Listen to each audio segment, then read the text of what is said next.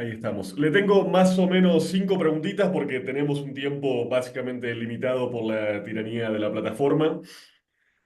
Le quería preguntar primero en relación a una serie de tendencias regionales y globales que venimos identificando en torno a una cierta fatiga y crisis del sistema electoral democrático e incluso en muchos países una especie de crisis de los partidos políticos tradicionales. En este contexto, ¿es el caso de Puerto Rico y qué está pasando con el histórico bipartidismo entre el Partido Popular Democrático y el Partido Nuevo Progresista? Sin duda alguna, es el caso, yo creo que muy significativo de Puerto Rico. Para quienes no conozcan nuestra historia, Puerto Rico ha sido gobernado por prácticamente 80 años por un intercambio entre dos partidos políticos, el Partido Popular Democrático y el Partido No Progresista. Y es importante señalar que a diferencia de lo que ocurre en otros países y en otras jurisdicciones, estos partidos políticos están organizados principalmente alrededor de un solo tema, es decir, la relación política a la cual aspiran entre Puerto Rico y los Estados Unidos. El Partido Popular Democrático ha sido quien históricamente ha defendido la relación del llamado Estado Libre Asociado, quien, ¿verdad? Hoy todos y todas sabemos que se trata de una relación absolutamente colonial con los Estados Unidos, y el Partido Nuevo Progresista ha sido quien ha defendido la anexión de Puerto Rico a los Estados Unidos. Y hemos visto durante particularmente la pasada década una pérdida masiva de votos de estos dos partidos políticos y un incremento en apoyo a movimientos, partidos o inclusive candidaturas emergentes. Para tener una idea de lo marcado de este colapso, en el año 2008, el entonces gobernador electo por el Partido Nuevo Progresista, es decir, el partido que busca la anexión de Puerto Rico, sobrepasó el millón de votos obtenidos en esa elección.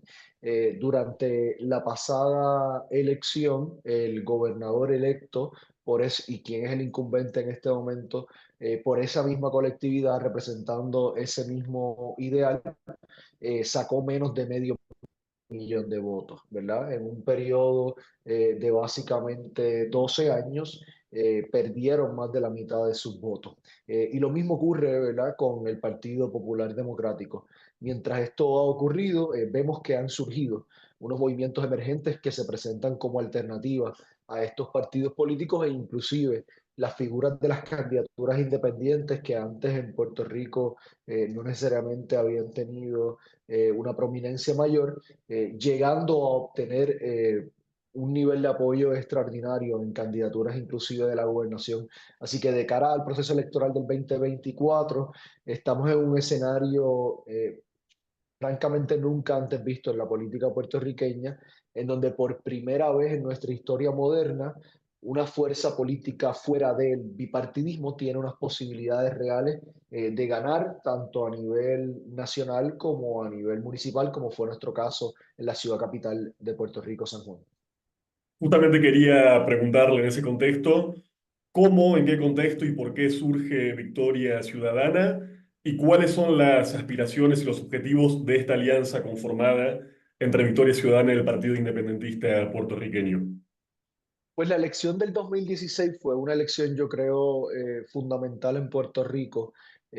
principalmente por el resultado electoral que obtuvo una candidata independiente a la gobernación, la licenciada Alexandra Lúgaro, quien no solamente se convirtió en la primera candidata independiente a la gobernación de Puerto Rico, sino que el día de la elección obtuvo el tercer lugar en la contienda por la gobernación, alcanzando cerca de un 12% de los votos. Y yo creo que ahí un poco se demostró que estos partidos no eran invencibles, que estos partidos sangraban como el resto de nosotros y que había un camino hacia la posibilidad de construir movimientos alternativos. De manera paralela, ya se estaban dando choques al interior de estas colectividades, y de igual forma confrontamientos de otras movimientos emergentes que venían surgiendo y presentándose en la palestra política como alternativa a estos partidos. Para que tengas una idea, en la elección del 2012,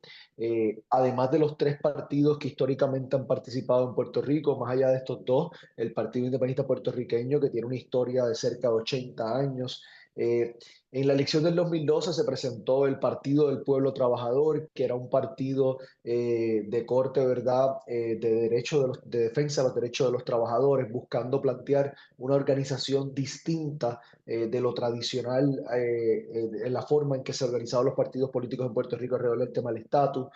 Se creó también un movimiento, se llamó el Movimiento Unión Soberanista, que tenía un corte más similar al tema de organizar el partido alrededor de una posición de estatus, buscando agrupar a personas que crean en la independencia o en la libre asociación. De igual forma, volvió a repetir en ese cuatrenio el Partido de Puertorriqueños por Puerto Rico, que era un movimiento también político que buscaba trascender las divisiones del estatus y que buscaba poner la calidad de vida y el bienestar de los puertorriqueños al frente. Así que todas estas cosas se fueron, como decimos por ahí, cocinando, ¿verdad? Había como un caldo de cultivo de cosas que estaban ocurriendo de manera paralela. Y para allá, para el año 2018, muchas de las personas que nos seguíamos viendo en los movimientos sociales, que nos veíamos en las protestas, que nos veíamos en el trabajo comunitario, que nos veíamos en el trabajo sindical, pero nos veíamos en representación de distintas organizaciones, algunos, como fue mi caso, inclusive participando políticamente en uno de estos partidos tradicionales, porque yo fui electo originalmente por el Partido Popular Democrático, otros de estos movimientos emergentes, otros de movimientos sociales. Pues dijimos, caramba, no tiene ningún sentido que sigamos dando estas luchas de manera fragmentada. Tenemos que sentarnos en una mesa y buscar construir algo que sea un movimiento político que verdaderamente nos represente. Y el resultado de ese proceso de diálogo, de conversación, de búsqueda de consenso, fue eventualmente la creación del movimiento Victoria Ciudadana en el año 2019, que tuvo dentro de sus grupos fundadores a personas como la licenciada Alexandra Lúgaro, que en la elección anterior había presentado como candidato independiente a la gobernación, este servidor que en la elección anterior había resultado como el funcionario electo por el Partido Popular que más votos había obtenido en todo Puerto Rico, personas que venían de estos movimientos emergentes, del Partido del Pueblo Trabajador, del Movimiento Unión Soberanista, del Partido Puertorriqueño por Puerto Rico y demás, y de otras personas bueno, que eran reconocidas en nuestra sociedad civil por su trabajo liderando sindicatos, por su trabajo liderando luchas de derechos humanos y derechos civiles, como es el caso de la licenciada Ana Irma Rivera Lacén, quien fue presidenta del Colegio de Abogados y Abogadas de Puerto Rico, como es el caso de Roberto Pagán, que fue presidente del Sindicato Puertorriqueño de Trabajadores y Trabajadoras, y toda esa suma de procesos, de espacios, dio paso a la formación de Victoria Ciudadana y muy puntualmente. Victoria Ciudadana dijo, tenemos que organizar de forma distinta la política en Puerto Rico. No tiene ningún sentido que el único asunto que nos organice políticamente sea la posición futura a la cual aspiramos de relación en cuanto a Puerto Rico y los Estados Unidos. Porque en la práctica se estaba dando para unos procesos muy contradictorios, porque históricamente en Puerto Rico decían, bueno, los estadistas a aquella esquina, los que quieren la anexión. Y dentro de esas personas que querían la anexión, hay personas que son liberales en temas sociales y económicos y hay otros que son muy conservadores. Lo mismo ocurre inclusive dentro del movimiento independentista, del movimiento soberanista y demás. Y nosotros dijimos, caramba, si podemos pactar un proceso que sea justo, que sea participativo, para de una vez y por todas ponerle fin a la relación colonial entre Puerto Rico y los Estados Unidos y que sea el pueblo de Puerto Rico quien decida cuál debe ser esa relación futura, pero paralelamente atendemos todos estos temas urgentes que se han rezagado en la conversación pública, que necesitamos tener una agenda clara sobre la defensa de los derechos reproductivos de las mujeres, sobre la defensa de los derechos de los trabajadores, sobre la defensa de los servicios esenciales que estén en manos públicas y no privatizadas. Pues busquemos, ¿verdad?, resolver esos problemas también y tener una agenda clara que no permita vacilación alguna cuando se llegue a los puestos. Así que en ese contexto surge Victoria Ciudadana, se presenta la elección del 2020 a escasamente, básicamente, 16 meses de haberse fundado y logra unos resultados históricos, no solamente con el voto que obtuvo nuestra candidata a la gobernación, la licenciada Alexandra Lúgaro, sino que logramos elegir cuatro legisladores en Puerto Rico a nivel nacional. Tuvimos un resultado extraordinario en la ciudad capital y eso se sumó al resultado también que tuvo el candidato del Partido Independentista Puertorriqueño a la gobernación, el licenciado Juan Dalmau, en donde de forma conjunta los votos de Alexandra Lugar y los votos de Juan Dalmau alcanzan cerca del 28% de los votos. Si eso se compara con los votos que obtuvo el actual gobernador, que es poco menos del 33%, pues eso demuestra un camino muy viable para, bajo esta unión y bajo esta alianza, poder lograr un cambio en el tablero electoral en Puerto Rico y por eso entonces nos sentimos convocados y obligados a buscar evitar diluir el voto de oposición, consolidar esas fuerzas progresistas y presentarle esta alianza al país el próximo 5 de noviembre. Bien, te quería preguntar por dos antecedentes que me imagino que están un poco en la base de este proceso de acumulación social y electoral que venís describiendo, y un poco por antecedentes que además pusieron a Puerto Rico en el escenario internacional, como en general no suele suceder. Suele ser un país bastante invisibilizado, por lo menos por las grandes corporaciones de prensa de América Latina. Y en concreto quisiera saber qué tipo de impacto generó, por un lado, el huracán María en el año 2017 en la sociedad puertorriqueña y qué tipo de impacto generó también la serie de protestas del año 2019 que derivaron con la renuncia de Ricardo Rosselló. De acuerdo, y yo creo que decía ahorita, usaba la expresión un caldo de cultivo, ¿verdad? De algo que llevaba ahí mucho tiempo cocinándose y eventualmente llegó a su punto. Y daría un paso atrás porque ese cuatrenio del 2009 al 2012, donde tuvimos, desde mi perspectiva, el gobierno más neoliberal en la historia de Puerto Rico, en donde se tomó el mayor nivel de endeudamiento de Puerto Rico, en donde se privatizaron servicios esenciales, en donde se cambiaron leyes para cosas que ocurrieron más adelante, en donde se le dio muy duro a la universidad pública. Ese proceso de resistencia, ese proceso de lucha, yo creo que también tiene mucho que ver con las bases para lo que ocurrió luego. Muchas de las personas que estamos actualmente en espacios públicos, como es mi caso, veníamos de los movimientos, en este caso del movimiento estudiantil, luchando en contra de la imposición de una cuota, del aumento de matrícula, en los costos de estudios y demás. Y yo creo que se creó una base, una zapata para mucho entonces de lo que ocurrió en el 2017, luego del paso de los huracanes Irma y María. La realidad del caso es que el gobierno nos falló malamente luego del paso de los huracanes Irma y María. Las cerca de 5.000 muertes que al final del día fueron contabilizadas como parte del proceso de los huracanes Irma y María, la absoluta mayoría de ellas no tuvo nada que ver con el paso en sí del huracán, sino con la respuesta posterior, con la cantidad de personas que nunca les llegó el oxígeno a su pueblo y murieron, con los que perdieron los medicamentos, con ese tipo de personas fue, ¿verdad?, el mayor número de muertes y tuvo todo que ver con la respuesta ineficiente de nuestro gobierno. Mientras en las comunidades a lo largo y lo ancho del país, los vecinos y las vecinas eran quienes se estaban ayudando los unos a los otros, fueron los que abrieron los caminos, fueron los que identificaron a los enfermos, fueron los que buscaron los recursos para llevar a su gente en la capital de Puerto Rico, en el centro de convenciones, cuando el resto del país no tenía ni siquiera servicio eléctrico, allí estaban los principales políticos del país en aire acondicionado, con buffets enormes de comida y esperando la foto para que pudieran salir los recursos a nuestras comunidades. Y eso fue un proceso muy duro que nuestra gente simple y sencillamente nunca olvidó, porque literalmente costó vidas, porque fueron momentos de muchísima desesperación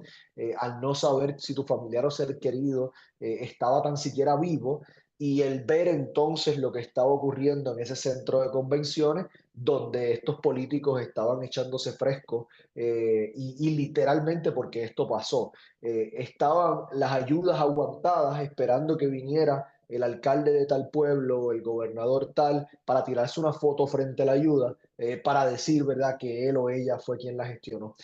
Así que todo ese proceso y lo que dejó después y lo que salió a relucir y los almacenes que se encontraron llenos de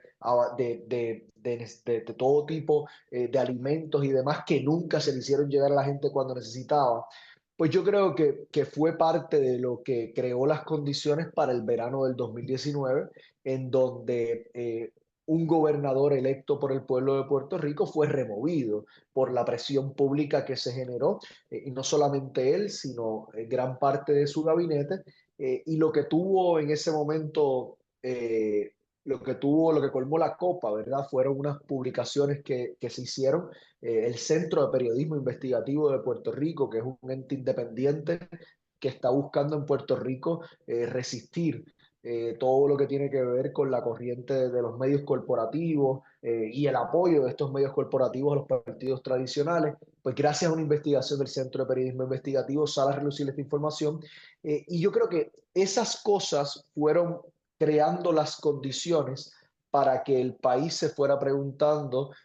si para lograr resultados distintos debíamos continuar votando de la misma forma, y yo creo que la respuesta mayoritaria ha sido de personas inclusive que históricamente han sido militantes de estos partidos, decir basta ya.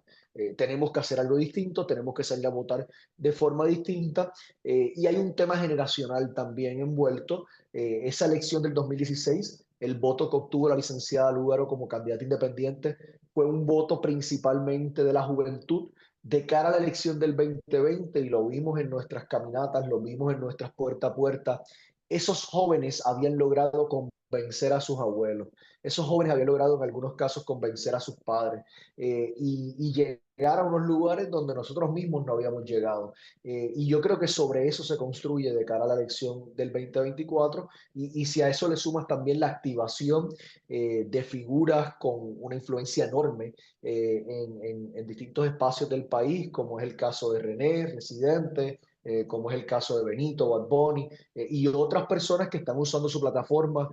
para llevar un mensaje de cambio, pues las condiciones son extraordinarias. Quería preguntarte ahora por el tema de la economía, porque mencionabas, bueno, una serie de gobiernos de signo claramente neoliberal,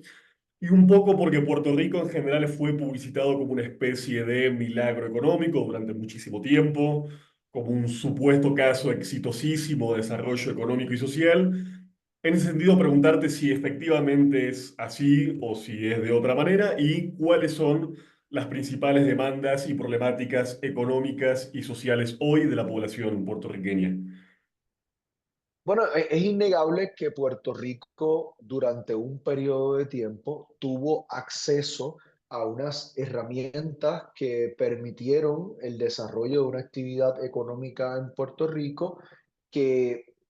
le puso en una posición de mucho más ventaja que países vecinos. Lo que pasa es que esas herramientas que una vez tuvo Puerto Rico, incluyendo toda una serie de exenciones o de incentivos establecidos en el Código de Rentas Internas de los Estados Unidos, para permitir que empresas, particularmente en el área de la manufactura y de las farmacéuticas, se establecieran en Puerto Rico. La realidad del caso es que la mayoría de esas ventajas competitivas poco a poco se fueron eliminando, hasta el punto en que hoy la mayoría ya no existen. Entonces, eso es parte o está en el centro de la problemática de nuestra relación política con los Estados Unidos y nuestra relación colonial, de que hoy te doy lo que mañana te quito, de que hoy te puedo dar un incentivo económico para que ciertas empresas se establezcan en Puerto Rico, pero mañana igual te lo quito. Pero que hoy te puedo imponer una junta de control fiscal de 7 personas que tienen más poder que el gobierno electo del pueblo de Puerto Rico, pero mañana te lo quito. Entonces, por eso la importancia de atender de una vez y por todas la relación política entre Puerto Rico y los Estados Unidos y ponerle fin a esta relación colonial. Pero sí, definitivamente tuvo un periodo de tiempo en donde Puerto Rico tuvo acceso a unos recursos, tuvo acceso a unas herramientas que permitieron un desarrollo económico acelerado. Obviamente, cuando uno suma, resta y multiplica, siempre iba a ser de mayor beneficio para las grandes empresas que extraían gran parte del capital que generaban en Puerto Rico. Pero creo que lo determinante en tiempos recientes es cómo la situación económica ha sido también lo que ha provocado este choque entre la vieja política y aquellos y aquellas que estamos buscando presentar un ruta alternativa, entre las personas que históricamente han votado por estos dos partidos y el curso de acción alternativo que nosotros estamos presentando. Y yo creo que se ve mayormente reflejado en un periodo principalmente de 2006, el gobierno de Puerto Rico es un gobierno compartido, comienza una crisis económica, se empiezan a tomar toda una serie de políticas de austeridad, de recorte, ya usted sabe, el consenso de Washington, recorte a pensiones, cuadrar presupuestos con emisiones de deuda, reducción de empleomanía, y comienza toda esta serie de políticas neoliberales que supuesta y alegadamente iban a ayudar a Puerto Rico a salir de esta crisis. Y la realidad del caso es que lo que ocurrió fue que se profundizó, lo que ocurrió fue que se creó mayor desigualdad, mayor pobreza, se creó mayor aceleración de las personas que se estaban viendo forzadas a irse de Puerto Rico. Y entonces eso llevó a muchísimas personas a decir, caramba, todas esas bondades que alguna vez alguien pudo plantear del llamado Estado Libre Asociado, hoy no existen. Y no existen y todo lo malo que nos decía que podía llegar con un cambio de gobierno, hoy ya lo tenemos. Entonces, pues ha dejado a la gente también en una posición de que el discurso de miedo que buscan adelantar estas personas, de no hagas esto porque vamos a ser como Cuba, como Venezuela o lo que fuera, como si esas fueran las únicas, ¿verdad? Repúblicas del mundo, pues a la gente ya no le tiene ningún peso, ¿no? A la gente ya no les mueve de una forma negativa porque dicen, bueno, pero ¿qué es lo peor que uno habla de otros países? Que no tienen un servicio eléctrico que funciona, pues esa es la situación de Puerto Rico ahora mismo. ¿Qué es lo peor que se habla de otros países? Que la gente se ve forzada a irse del país para probar suerte en otro lugar, pues eso es lo que se vive en Puerto Rico en este momento. O sea, que lo peor de ese imaginario que nos llevaban impulsando por tanto tiempo, hoy tenemos, y claro, y hay aquí una situación muy particular que es importante siempre señalarla, que es que cuando comenzó a haber un cambio en el posicionamiento del pueblo de Puerto Rico y un reclamo a su liderato sobre temas como el manejo de la deuda pública, sobre temas como el recorte de servicios esenciales, sobre temas como la privatización de bienes públicos, y parecía haber un cambio en la marea en cuanto a la forma y manera en que esto se iba a atender a nivel local. Se había logrado un entendido de que la deuda pública de Puerto Rico era impagable, que tenía que ser auditada, que había que ajusticiar a aquellos que habían tomado prestado a nombre del pueblo de Puerto Rico de manera ilegal y demás. ¿Qué pasó? Los bonistas buitres de Puerto Rico o de la deuda de Puerto Rico, porque en realidad no son de Puerto Rico, fueron al Congreso de los Estados Unidos y lograron una legislación que protegía sus intereses, que fue precisamente la Junta de Control Fiscal, que es esa Junta la que está negociando en un tribunal federal la reestructuración de la deuda de Puerto Rico. Es esa Junta la que decide cuánto del dinero del pueblo de Puerto Rico va para el pago de pensiones de nuestros viejos versus cuánto va para el pago de los bonistas. Y ese tipo de cosas es parte también de lo que nos trae a este momento en donde personas de nuevo que han históricamente votado por estos partidos se están repensando todo y están buscando apoyar una alternativa nueva que le haga frente a estas políticas neoliberales también. Bueno, y quería preguntarte ahora, y ya para ir cerrando, teniendo en cuenta este estatus particular de Puerto Rico, este estatus neocolonial, podríamos decirlo así, como Estado libre asociado, ¿cuáles serían las condiciones de gobernabilidad de eventualmente acceder al gobierno de la isla o en tu caso, por ejemplo, a la alcaldía de San Juan? ¿Y qué significa hoy descolonizar Puerto Rico? Y también si nos pudieras comentar un poco de esta idea y esta propuesta de una asamblea constitucional para definir el estatus del país? Históricamente en Puerto Rico, los mecanismos que se han utilizado para buscar atender el tema de estatus han sido los plebiscitos o los referéndums, en donde los partidos de turno, en este caso, ¿verdad? O el partido que promueve el estatus colonial o el partido que promueve la anexión, legislan mayoritariamente o históricamente unilateralmente una consulta al pueblo. La consulta desde su origen ya está sesgada porque quien la diseña presenta su alternativa de la mejor manera, presenta las alternativas de la peor manera, y realizan una consulta usualmente en el mismo día de las elecciones con el motivo de buscar movilizar a su base para adelantar su ideal, en este caso de la estadidad, y de paso entonces, ya que estás ahí, pues vota por nuestros candidatos a los distintos puestos electivos. Y el resultado de eso es que hemos tenido, en el año 2017 tuvimos una consulta que fue tan y tan absurda, el 97% de los participantes votaron a favor de la anexión y fueron al Congreso de los Estados Unidos con un mandato del pueblo de Puerto Rico y el Congreso de los Estados Unidos se les rió en la cara, porque sabían que desde el principio el proceso carecía de legitimidad. Y en ese sentido, la Asamblea Constitucional de Estatus es un mecanismo que permite arrebatarle a los partidos políticos el control del tema del estatus y se lo devuelve al pueblo de Puerto Rico. La idea es que las distintas alternativas no coloniales, no territoriales, puedan elegir delegados a esta asamblea y que esos delegados en representación de las distintas alternativas no coloniales y no territoriales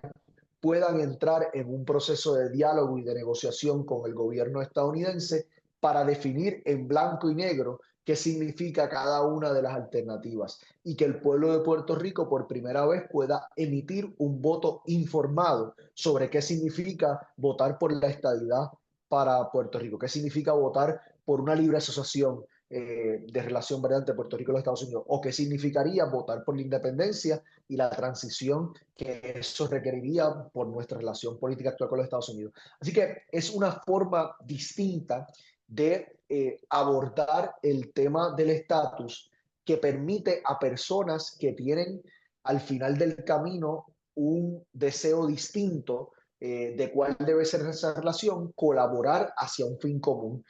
Y yo creo que eso es lo que urge en este momento, porque históricamente nos hemos cancelado los unos a los otros. Los independentistas por un lado, los estadistas por otro, los liberacionistas por otro, y al final a quien a eso beneficiados a los colonialistas, que permiten que las cosas se queden igual. Necesitamos un movimiento que sea anticolonial, necesitamos un movimiento que sea a favor de la descolonización de Puerto Rico y pensado, y contesto la otra parte de tu pregunta, pensado como un asunto más allá de un tema puramente jurídico, porque descolonizar a Puerto Rico trasciende la cuestión legal entre la relación política de Puerto Rico y los Estados Unidos. Tiene que ver también con descolonizar al individuo, tiene que ver con dejar de creernos esa idea de que somos menos, de que no somos capaces de lograr cosas por nosotros mismos, que ha sido una parte integral de la permanencia de la relación política actual, porque muchas de las barreras inclusive son autoimpuestas, son desde el pensar que no somos suficientes porque por tanto tiempo nos han dicho que no lo somos. Y en ese sentido, pues también significa darle las herramientas a nuestro pueblo para que en todo el sentido de la palabra pueda ser autosuficiente, pueda tener la capacidad de tomar decisiones de manera crítica, y que al final lo que prevalezca sea lo que sea mejor para el pueblo de Puerto Rico. Y creo que la propuesta que estamos haciendo de cara al proceso del 2024, el 5 de noviembre del 2024, nos permite eso. Hay una serie de temas urgentes que Puerto Rico necesita atender y que hace falta una administración tanto a nivel de la gobernación como de las alcaldías que represente verdaderamente los intereses del pueblo de Puerto Rico. Para darte una idea muy concreta, en este momento, como te dije, se está llevando a cabo el proceso de renegociación de la deuda de Puerto Rico en un tribunal federal, en donde quien nos representa en ese espacio es la Junta de Control Fiscal. Entonces se están tomando decisiones de qué va a hacer Puerto Rico por los próximos 30, 40, 45 años sin la participación de los puertorriqueños, porque ahí se está decidiendo cómo se utiliza el dinero de nuestras contribuciones para construir nuevas carreteras, construir mejores escuelas, hacerle justicia salarial a nuestros maestros y a nuestros pensionados, o en la alternativa, pagarle a los buitres y con lo que sobre, entonces las migajas se le da al pueblo de Puerto Rico. Así que aún dentro de esta situación colonial, aún dentro de esta situación de crisis que se vive, es urgente que por primera vez en nuestra historia moderna tengamos en estos puestos electivos personas que verdaderamente representen los intereses de la gran mayoría en Puerto Rico. Y la última de Chapa, diríamos, en la Argentina, en un minutito Sí, más que nos quedan. ¿Cuál es el escenario electoral hoy para la alcaldía, la gobernación? ¿Qué dicen las encuestas? ¿Qué expectativas tienen al respecto? En el 2020, este servidor gané la alcaldía de San Juan el día de la elección por 4.500 votos. Posterior al día de la elección, pasaron un sinnúmero de cosas que terminé siendo certificado en el segundo lugar por cerca de 3.000 votos de diferencia con la persona que actualmente está certificado en el cargo. Si uno suma los votos que obtuvo este servidor en el cargo de la alcaldía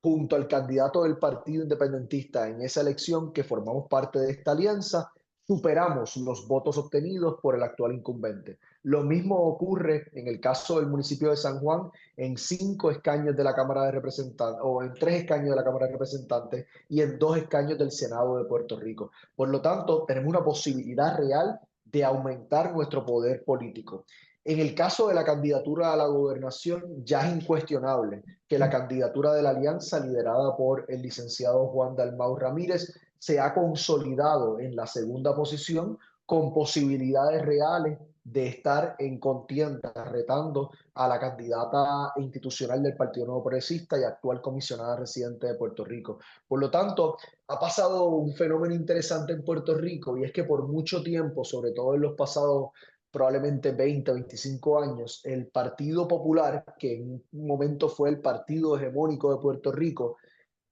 logró regresar al poder pidiendo un voto de otras fuerzas políticas, el llamado voto útil. Ujú. Vota por mí para evitar un mal mayor. No es que crees en mí, no es que soy tu partido de preferencia, pero es que si no votas por mí, eso otro que tú temes más va a llegar al poder. Y por primera vez en nuestra historia política, el voto útil también es el mejor voto, porque hoy el voto útil para detener la continuidad del Partido No Progresista en el poder es el voto por la alianza, que a su vez significa también el voto por el cambio. Así que estamos súper entusiasmados por lo que va a representar los próximos 33 días, y que el 5 de noviembre vamos a hacer historia. Muy bien. Bueno, Manuel, te agradezco muchísimo tu tiempo. Mucho éxito de acá al 5 de noviembre. Ojalá que cuando conversemos de vuelta ya seas alcalde Así electo será, de la ciudad. así Gracias. será. Un placer. Saludos a todos por allá. Un abrazo. Que estén bien. Hasta luego.